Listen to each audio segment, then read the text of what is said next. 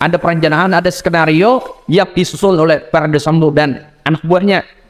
Itu terbukti dalam persidangan. Untuk pembunuhan sengaja seperti kasusnya Ferdi Sambo ini, maka itu yang pertama adalah kisos dia dibunuh, hukum mati, dipotong jarinya, maka dibalas jari. Kalau dipatahkan giginya, dibalas patahan giginya. Lalu kemudian kalau dimaafkan oleh korbannya, maka dia bayar diat 50. Target itu ternyata nyasar hukumnya mengenai seseorang. Maka ini termasuk jenis yang ketiga.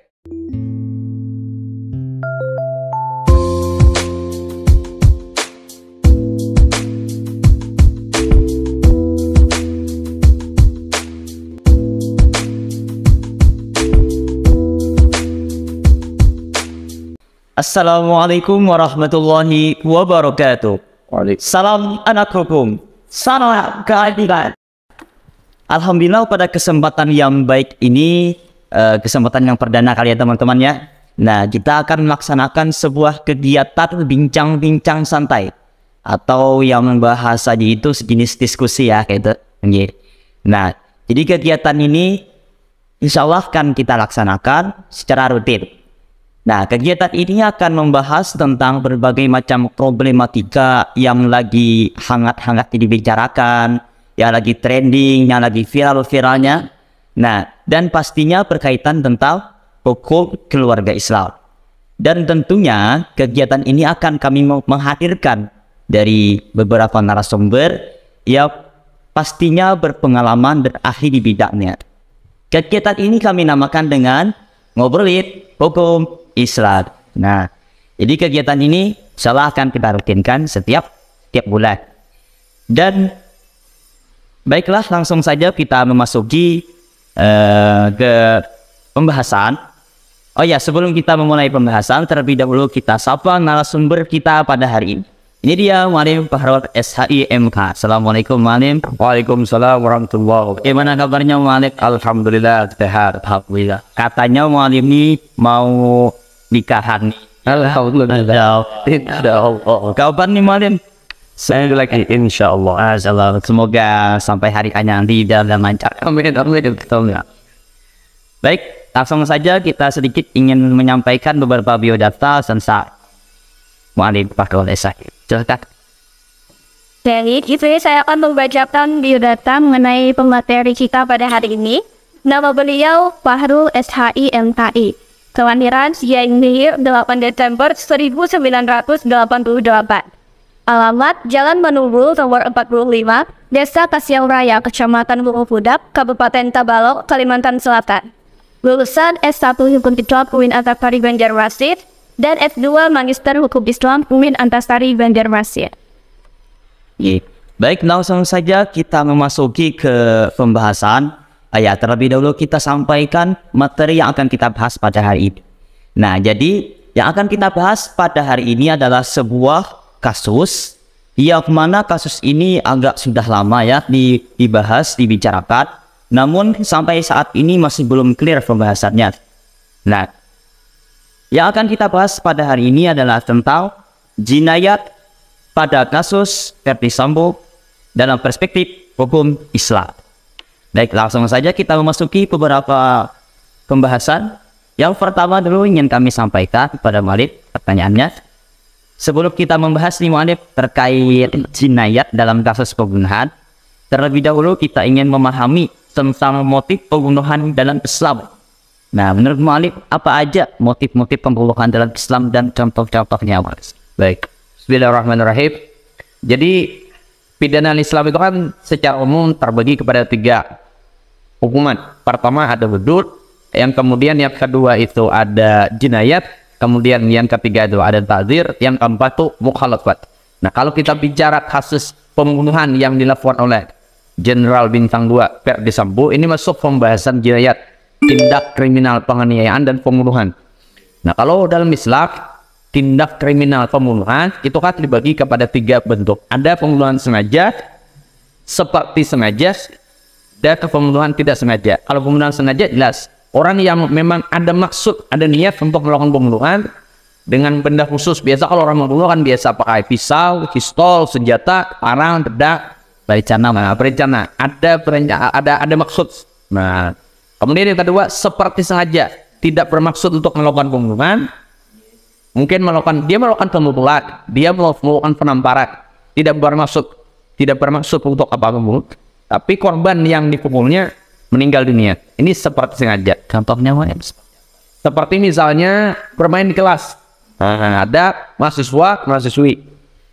Ini berkelahi. Nah, yang satunya dipukul. Ini kan melakukan pemukulan. Memang sengaja memukulnya, tapi melakukan pemukulan bukan untuk melakukan pembunuhan. Karena berkelahi tujuannya bukan untuk membunuh. Ternyata pukulannya itu mengenai titik vital. Mungkin arah jantung, dan kebetulan memang tiap dipukul nih orang tidak punya penyakit terdahulu, maka ini masuk jenis pembunuhan seperti sengaja. Dia sengaja memang memukul, tapi tujuannya bukan untuk membunuh. Tidak ada perencanaan. Nah, kalau yang ketiga, ini jenis pembunuhan tidak sengaja. Seperti misalnya ada seseorang berburu, kemudian dia menembak burung. Target itu burung, ternyata nyasar burungnya mengenai seseorang. Maka ini termasuk jenis yang ketiga, pembunuhan tidak sengaja. Nah, kalau bicara dalam perspektif hukum Islam, maka Ferdi Sambo ini masuk jenis yang pertama, pembunuhan sengaja. Jadi ada perencanaan, ada skenario yang disusun oleh Ferdi Sambo dan anak buahnya. Itu terbukti dalam persidangan. Nah, demikian. Lanjut pertanyaan berikutnya. Kemudian bertanya, dalam hukum Islam sendiri, apa hukum yang ditetapkan oleh syarak terhadap pelaku pembunuhan? Baik, jadi tadi kan sudah jelaskan, pembunuhan ada pembunuhan sengaja, seperti sengaja, dan pembunuhan tidak sengaja. Untuk pembunuhan sengaja, seperti kasusnya Ferdi Sambo ini, maka itu yang pertama adalah kisos dia dibunuh, hukum mati. Kalau kemudian keluarganya memberikan keringanan, lalu kemudian hanya meminta diat saja, dia tidak dibunuh, tapi dia wajib membayar diat. Kalau kemudian keluarganya memaafkan, maka berlaku yang ketiga, dia tidak dibunuh, dia tidak diat, tapi dia maafkan. Nah, ini tergantung kepada keluarganya. Demikian. Terima kasih. Membahas tentang kisah Tingko Angin. Pernah kita dengar dari beberapa sumber bahwa kisah itu terbagi menjadi dua, yaitu kisah penghilangan nyawa dan kisah penghilangan anggota badan. Nah, bisakah Walid menjelaskan apa sih perbedaan kisah menghilangkan nyawa dan juga kisah menghilangkan anggota badan? Baik, jadi kalau dalam pembahasan jinayat, ini tindak kriminal penganiayaan dan pembunuhan. Kalau pembunuhan itu tadi kan, maka kasus kalau pembunuhan itu tadi, itu hukumannya adalah kisos, dibunuh balas dibunuh. Kalau diberikan keringanan oleh keluarganya, maka dia bayar diat. Kalau dimaafkan, maka tidak dibunuh dan tidak bayar diat. Tapi kalau yang namanya kasus penganiayaan, tindak kriminal, maka itu berlaku setimpal. Misalnya dia dipotong jarinya, maka dibalas jari. Kalau dipatahkan giginya, dibalas patahan giginya. Lalu kemudian kalau dimaafkan oleh korbannya, maka dia bayar diat. Nah, diatnya itu dirincikan dalam kitab fikih. Sebegitu rincinya, ulama berijtihad sampai dirincikan. Kalau yang diat gigi, diat mata, telinga, sampai jari pun dijelaskan dalam kitab fikih. Kalau misalnya dia melakukan penganiayaan terhadap seseorang, misal, lalu kemudian terpotong jarinya, maka dibalas setimpal potong jarinya. Kalau korbannya memaafkan, maka dibayar diat. Diatnya seperti apa? Sudah dijelaskan dalam kitab fikih perinciannya. Mulai dari atas mata, gigi, telinga, jari, sampai organ besar tangan, kaki. Ada pembagiannya. Biasa dalam kitab fikih. Demikian. Yang penghakiminya itu Maulid, apakah dari pihak keluarga itu sendiri atau dari penguasa?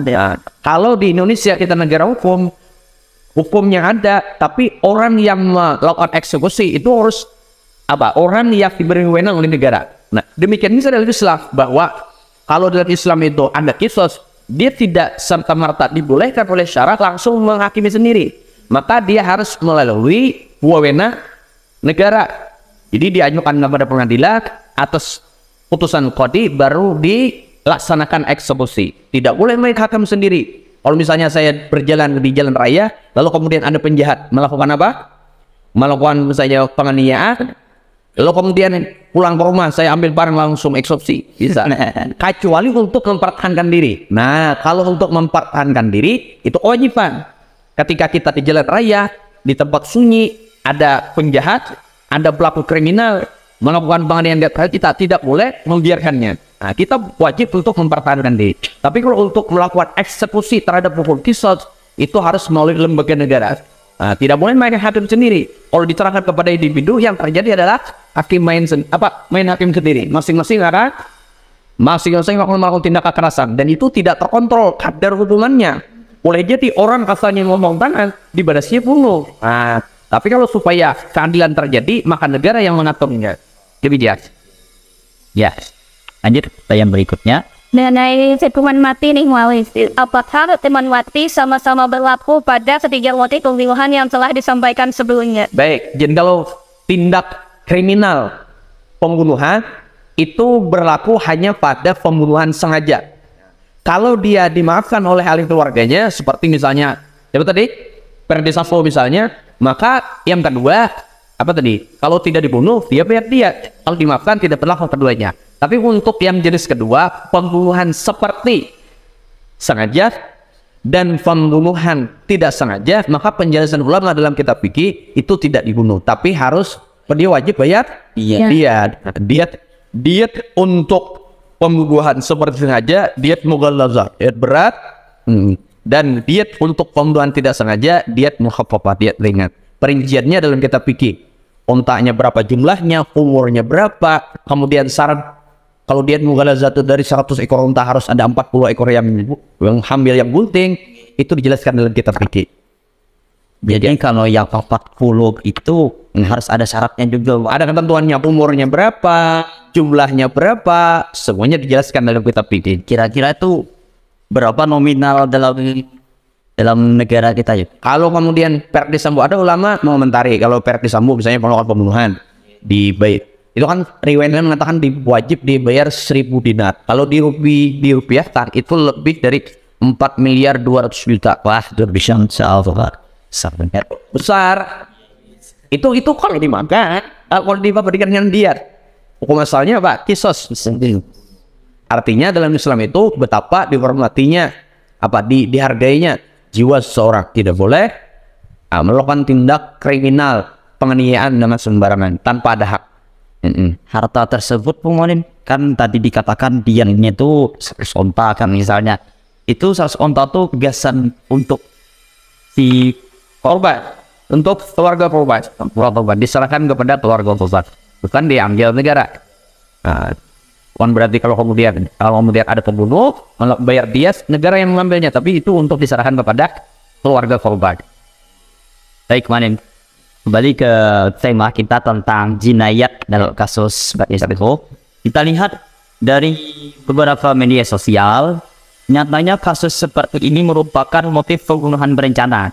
Dan tadi dijelaskan beliau bahwasanya motif seperti ini harus dengan hukum qisas atau dibunuh. Nah, namun nyatanya dalam kasus ini terlibat 7 orang, Malik. Ada banyak orang dan masing-masingnya punya perannya masing-masing yang berbeda-beda. Ada yang melihat akan aja, Malik. Ada yang tugasnya menjaga di luar, itu Malik. Nah, apakah dari semua orang-orang tersebut mendapatkan hukuman yang sama seperti Ferdi Sambo itu? Ini bunuh. Baik, bagaimana kalau orang yang melakukan tindak kriminal penganiayaan pembunuhan itu secara bersama-sama? Artinya pelakunya bukan 1 orang, 2, 3, 4 atau seterusnya. Berdasarkan penjelasan ulama diambil dari ijtihadnya Sayyidina Umar Ibn Khattab bahwa pelaku pembunuhan secara bersama-sama semuanya kalau terbukti memang ikut dalam perencanaan, ada kesengajaan, maka semuanya berlaku qisas.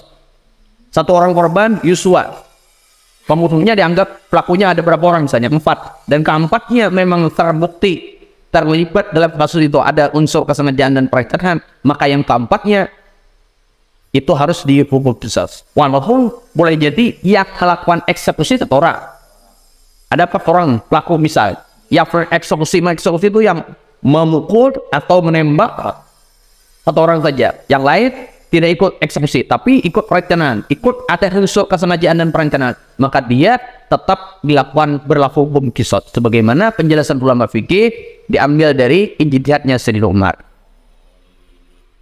Ya, jelas sebentar. Silahkan pertanyaan berikutnya. Baik, dalam hal ini juga ada sebuah kasus nih Mu'alim yang agak sensitif, yakni adanya pengakuan dari terdakwa bahwa kronologi pembunuhan ini karena sebab Brigjen Yosua melakukan pelecehan terhadap istri MS. Dalam hukum Islam, apa hudud yang ditetapkan untuk perbuatan tersebut, Mu'alim? Baik, kalau pelaku yang pelecehan tadi masih hidup, nah dalam Islam kalau tindak ini kan masuk pembahasan hudud. Nah kalau hudud itu kan tindak pemerkosaan itu kan kalau dalam Islam ada hukumnya terbagi dua, ada murtad, ada ghairu murtad. Kalau ada dirajam, ada dicambuk. Nah kalau dirajam ya sampai mati.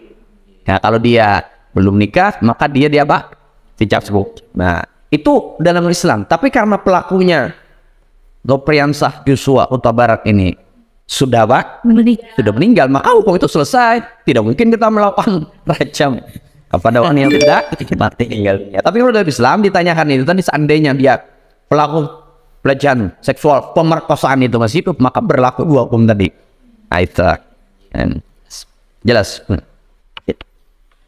Pada kasus ini akhirnya berujung vonis yang diberikan majelis hakim terhadap Ferdi Sambo. Bahkan hukuman yang dijatuhkan lebih berat dari tuntutan jaksa penuntut umum, yakni hukuman mati. Namun nyatanya vonis tersebut tidak dilakukan Mu'alim sampai sekarang, dikarenakan menunggu adanya penolakan gerasi dari Presiden.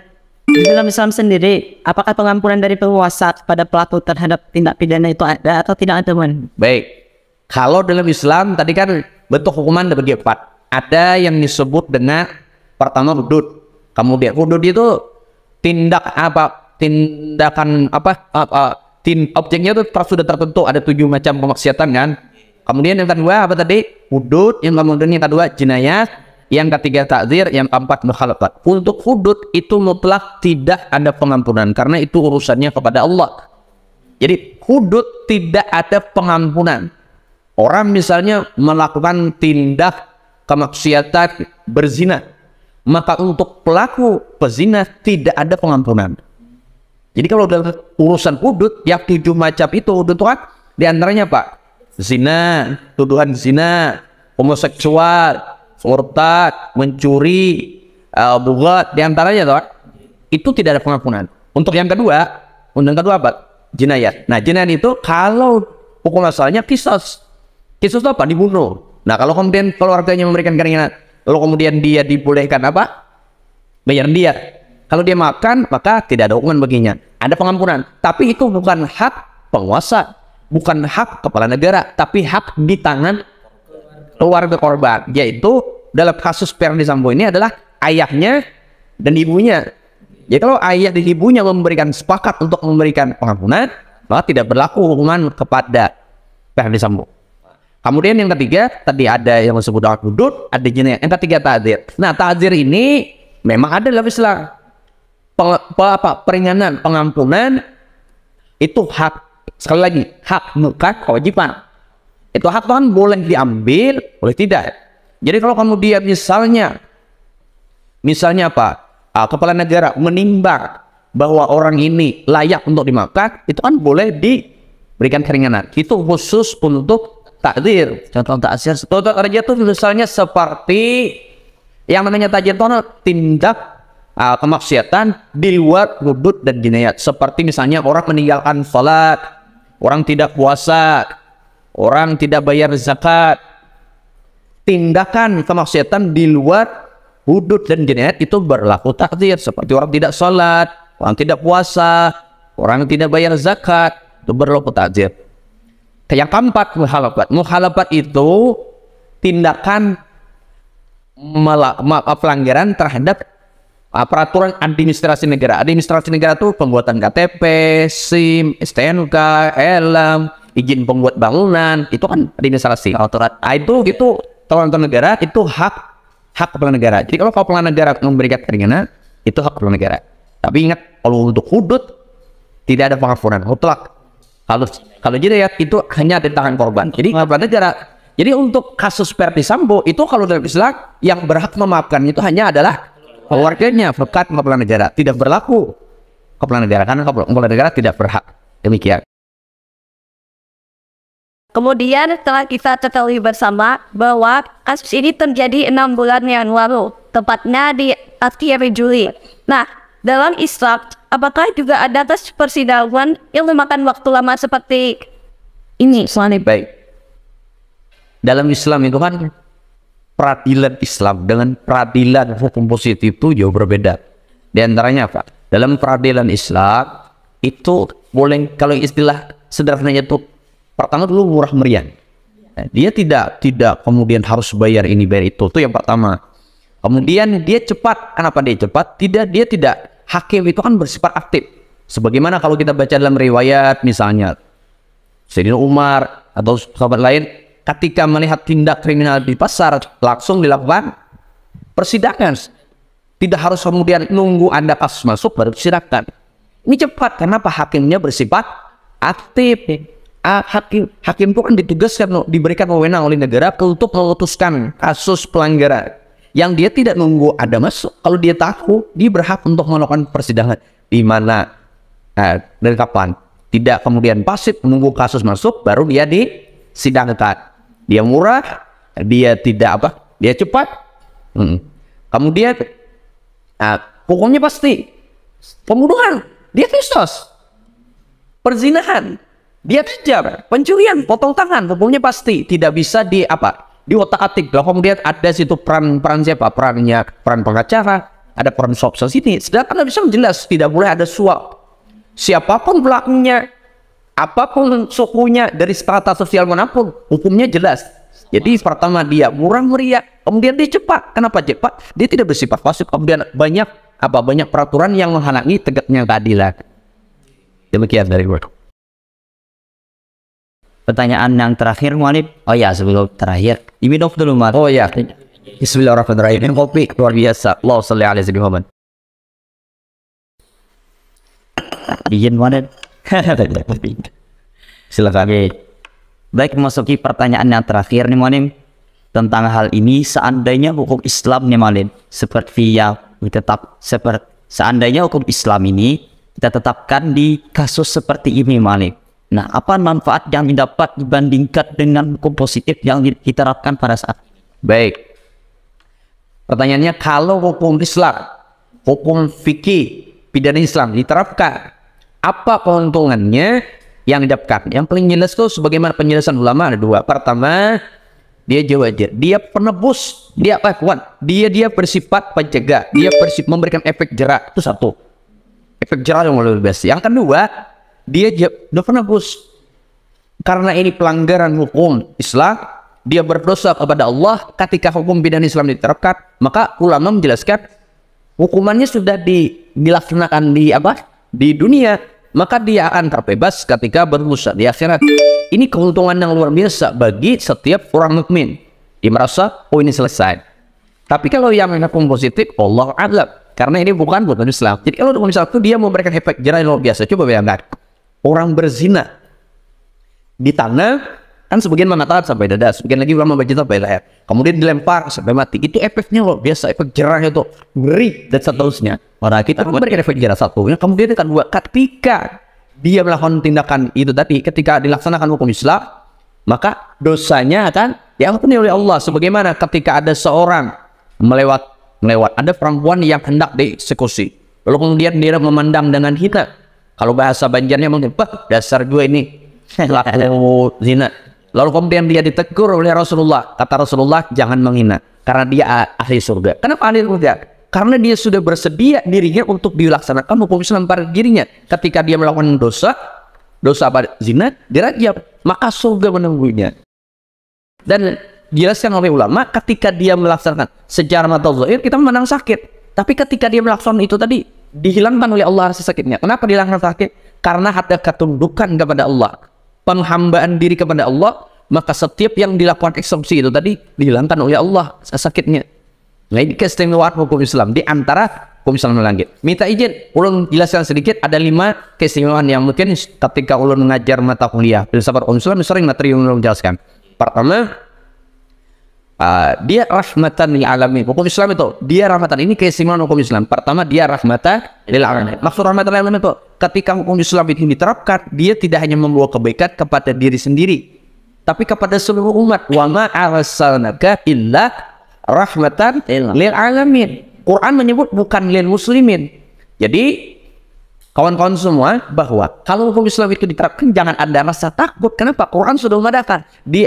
Quran sudah menjelaskan bahwa dia akan membawa kebaikan. Rahmat itu rasa kasih sayang, rahmat itu kebaikan bagi seluruh alam.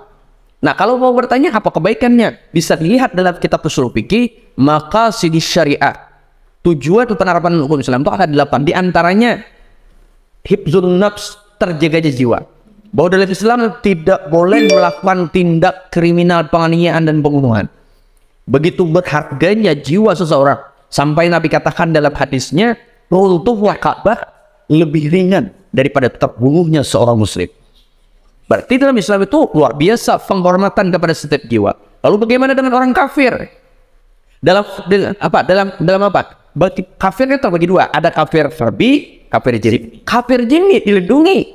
Nah, kafir abadi. Kalau harbi, nah ini berarti kurangi karena memanggil umat Islam. Jadi kalau ditanya apa keistimewaan orang Islam, pertama dia rahmatan lil alamin. Kemudian yang kedua apa? Dia sesuai fitrah manusia. Dia sesuai dengan fitrah manusia. Tidak ada hukum Islam yang di luar kemampuan manusia. Sampai Allah katakan dalam Al-Quran, la yukallifullahu nafsan illa wus'aha. Setiap hukum yang Allah kadarkan untuk hambanya itu sudah sesuai dengan fitrah manusia, dengan kadar kemampuan manusia. Kalau Allah wajibkan untuk kisos, itu mampu. Yang menurunkan syariat Islam adalah Allah, yang menciptakan manusia adalah Allah. Maka antara subjek dan objeknya tidak mungkin tidak nyambung, karena hukum Islam itu diturunkan oleh Allah. Jadi keistimewaannya dia rahmatan lil alamin, kemudian dia sesuai fitrah manusia. Yang ketiga, dia aman, dia praktis. Tidak ada hukum Islam yang tidak bisa diterapkan oleh Islam. Dia praktis, kembali. Pertama tadi apa tadi? Yang kedua sesuai fitrah, praktis. Kemudian yang ketiga apa? Yang ketiga itu dalam hukum Islam itu ada ijtihadi. Ijtihad. Apa itu ijtihad? Bahwa setiap hukum Islam itu kan mengatur seluruh aspek kehidupan. Lalu bagaimana kalau ada perbuatan, ada benda yang tidak ada zaman Rasul Sallallahu Alaihi Wasallam? Maka ada metode ijtihad. Bukan serta-merta, oh ini tidak ada hukumnya dalam Islam, lalu kemudian kita mengambil hukum Barat. Tidak. Sehingga dengan ada metode ijtihad, Islam itu mampu menjawab persoalan kontemporer. Islam itu mampu menjawab persoalan modern. Misal, corona mungkin boleh jadi tidak sebelumnya dalam kitab fikih Imam Syafi'i tidak ada. Tapi dengan ada metode ijtihad terus akan dijawab dengan hukum Islam. Maka itu tugas-tugas pian-pian seberataan, calon-calon sarjana hukum Islam, mengembangkan hukum Islam. Karena hukum Islam itu akan mengawal umat Islam sampai akhir zaman. Tidak ada istilah hukum Islam itu ketinggalan zaman. Itu diantara keistimewaan hukum Islam. Demikian dari Bapak. Ya, baiklah. Sampailah kita ke ujung acara. Alhamdulillah sudah jelas semua kan apa yang disampaikan beliau tentang jinayat pada kasus yang saat ini masih populer, yakni kasus Ferdy Sambo. Nah, mungkin ini saja, sampai di sini aja kegiatan kita pada hari ini. Semoga dengan kegiatan ini menambah wawasan kita terkait pentingnya hukum Islam itu diterapkan di setiap perbuatan, tindakan, dan segala apapun yang berkenaan tentang kehidupan kita pada saat ini. Jadi mungkin itu saja yang dapat kami sampaikan. Mohon maaf atas segala kekurangan dan kekhilafan. Kami akhiri dengan Wallahul muwaffiq ila aqwamit thoriq. Wassalamualaikum warahmatullahi wabarakatuh. Salam anak hukum. Salam keadilan.